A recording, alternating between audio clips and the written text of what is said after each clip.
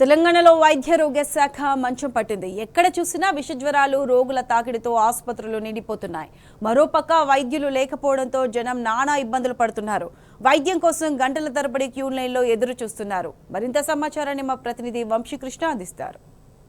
వ్యాప్తంగా కూడా విషజ్వరాలు ప్రబలుతూ ఉన్నాయి. ప్రధానంగా డెంగ్యూ తోటి ఎక్కువగా ఆసుపత్రులకు వస్తూ ఉన్నారు. ఇతర వైరల్ ఫీవర్స్ కూడా పెద్ద సంఖ్యలో పెరగడం జరిగింది. ప్రజెంట్ మనం ఫీవర్ ఆసుపత్రి వద్ద ఉన్నాం. ఫీవర్ ఆసుపత్రి వద్ద కూడా చూస్తే మాత్రం భారీ సంఖ్యలో రోగులు ఏదైతే ఫీవర్ ఆసుపత్రికి ఈరోజు ఉదయం నుంచి కూడా వస్తున్నటువంటి పరిస్థితి కూడా మనం చూస్తూ ఉన్నాము. గంటల తరబడి క్యూ లైన్లో వెయిటింగ్ చేసినటువంటి పరిస్థితి కూడా మనకు కనిపిస్తూ ఉంది. ప్రధానంగా రిజిస్ట్రేషన్ కౌంటర్ల వద్ద మాత్రం భారీ ఎత్తున క్యూ లైన్స్ మాత్రం మనకు కనిపిస్తూ ఉన్నాయి. కేవలం ఫీవర్ ఆసుపత్రులే కాదు, నగరంలోని ఇతర ఏరియా ఆసుపత్రుల్లో కావచ్చు, దాంతో పాటుగా ఏదైతే ప్రధాన ఆసుపత్రులు అయినటువంటి గాంధీ కావచ్చు, ఉస్మానియా కావచ్చు, ఈ ప్రాంతాల్లో కూడా ఎక్కువగా వైరల్ ఫీవర్స్ తోటి ప్రజలు వస్తూ ఉన్నారు. క్యూ లైన్లో తాళలేక ఈ బెంచీల మీదనే పడుకుంటున్నటువంటి పరిస్థితి కూడా మనకు కనిపిస్తూ ఉంది. గంటల తరబడి క్యూ లైన్లో వెయిట్ చేయాల్సి వస్తుంది. దాంతో పాటుగా వెయిటింగ్ హాల్స్లో కూడా పెద్ద ఎత్తున ప్రజలు వెయిట్ చేయాల్సినటువంటి పరిస్థితి కూడా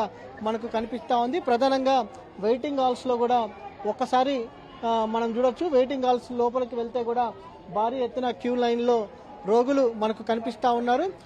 మరోపక్క డాక్టర్ల కొరత అనేది కూడా మనకు చాలా స్పష్టంగా కనిపిస్తూ ఉంది. ఫీవర్ హాస్పిటల్లో అతి కొద్ది మంది రోగులతోనే పనిచేస్తున్నటువంటి పరిస్థితి, ఏదైతే అతి కొద్ది మంది వైద్యులతోనే పనిచేస్తున్నటువంటి పరిస్థితి మనం చూడొచ్చు. ఒక్కసారి మనము చూడొచ్చు, వైరల్ ఫీవర్స్ తోటి ఫీవర్ ఆసుపత్రి కిక్కిరిసిపోయినటువంటి పరిస్థితి కూడా మనకు కనిపిస్తూ ఉంది. భారీ సంఖ్యలో రోగులు ఆసుపత్రులకు వస్తూ ఉన్నారు.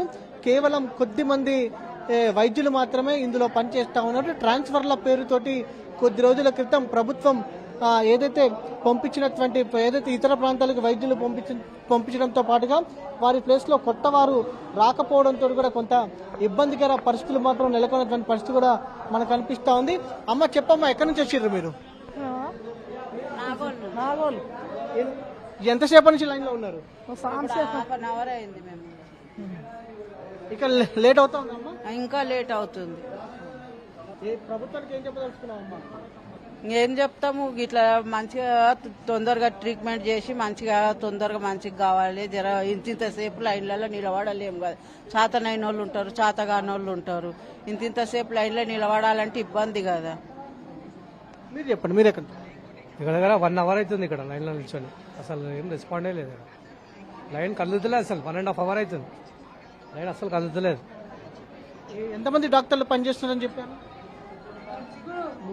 ముగ్గురు డాక్టర్లు 3 అవర్స్. మరికొంతమంది కూడా మాట్లాడుతాం. చెప్పండి, మీ పేరు చెప్పండి, మీరు ఎక్కడి నుంచి? మా సత్యనగర్ ఆపోజిట్ ఏరియాలో ఉంటాము. మార్నింగ్ వచ్చినామే, ఇప్పుడు వరకు కాలేదు లైన్. ఓన్లీ 3 మెంబర్స్ చూస్తున్నారు. ఇంతవరకు టైం అయింది. ఇప్పుడు ఇంతమంది ఉన్నారు లైన్లో. ఇప్పుడు మేము 2.5-3 అవర్స్గా వస్తుంది ఇప్పుడు నిల్చొని ఇక్కడ. మేము మార్నింగ్ వచ్చి ఇంతమంది చిన్నపిల్లలు ఉన్నారు, కుక్క ఘర్షణ వాళ్ళు ఉన్నారు. కానీ డాక్టర్స్ మాత్రం 3 మెంబర్స్ ఉన్నారు. మరి ఎట్లా మెయింటైన్ చేస్తున్నారు అనేది చీఫ్ సూపరింటెండెంట్గా చెప్పాలి. ప్రతి ఒక్కరు కూడా 3 గంటల తరబడి క్యూ లైన్లో ఉంటున్నట్టు కూడా వారు ఆవేదన వ్యక్తం చేస్తూ ఉన్నారు. మనం ఒకసారి చూడొచ్చు, కేవలం 3 డాక్టర్లు మాత్రమే పనిచేస్తూ ఉన్నారు. మరికొంతమందితో కూడా మాట్లాడించే ప్రయత్నిద్దాం. చెప్పండి, మీ పేరు చెప్పండి, ఎక్కడి నుంచి? విశ్వనాథ్. 2 అవర్స్ అవుతుంది. అది కాలు చేతులు వస్తుంది. నిలబడి కాలు చేతులు వస్తుంది.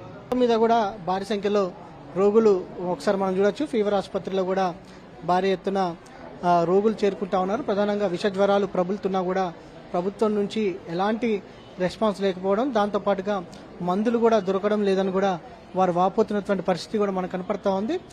మొత్తం మీద గంటల తరబడి వెయిట్ చేయాల్సినటువంటి పరిస్థితి ఉంటుందని కూడా ఇక్కడికి వచ్చినటువంటి రోగులు చెప్తా ఉన్నారు. రోగులతో పాటు వచ్చినటువంటి అటెండర్స్ కూడా చెప్తున్నటువంటి పరిస్థితి మనం చూస్తా ఉన్నాము.